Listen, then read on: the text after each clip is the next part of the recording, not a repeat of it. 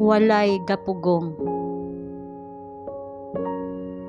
Salmo Kapitulo 84, versikulo 11. Kay si Jehovah nga Dios, mao ang adlaw ug ang taming.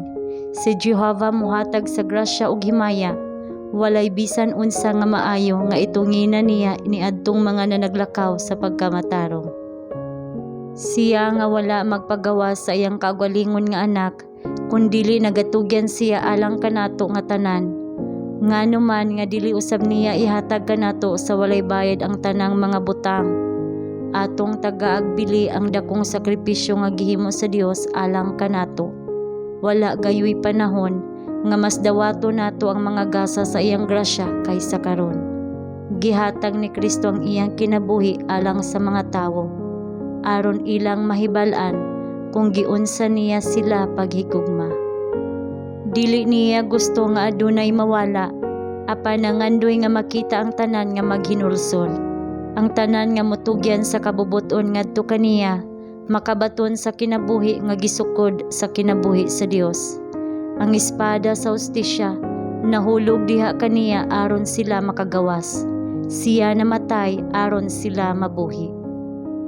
Kita kinahanglan nga mobarog nga lig-on alang sa mga prinsipyo sa pulong sa Dios, sa paghinumdom nga ang Dios uban kanato, sa paghatag kanato og kusog sa pagsugat sa matag bag-ong kasinatian. Atong huptan kanunay ang mga baruganan sa pagkamatarong sa atong mga kinabuhi, nga sa ngalan sa Ginoo kita mopadayon gikan sa kusog ngadto sa kalig-on. Atong ampingan nga ingon kabililhon ang buhat nga gipadayon sa Ginoo, pinaagi sa iyang matinumanon sa sugo nga katawhan, ug nga pinaagi sa gahom sa iyang grasya, mutubo nga mas lig-on ug mas epesyente sa pag-uswag sa panahon.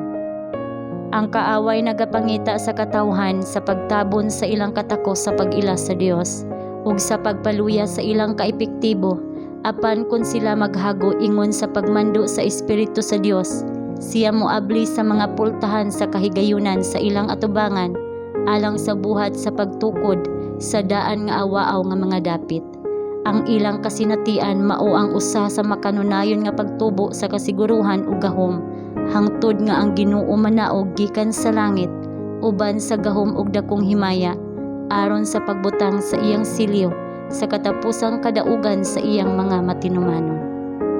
Ang Ginoo naghandom sa pagtan-aw sa buhat sa ikatulong manulunda nga madala sa unahan uban sa nagaduga nga kaepektibo.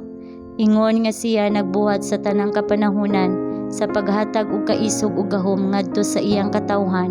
Sa ingon niini nga panahon, siya nangandoy sa pagdala ngadto sa madaugon nga katumanan sa iyang mga katuyuan alang sa iyang simbahan.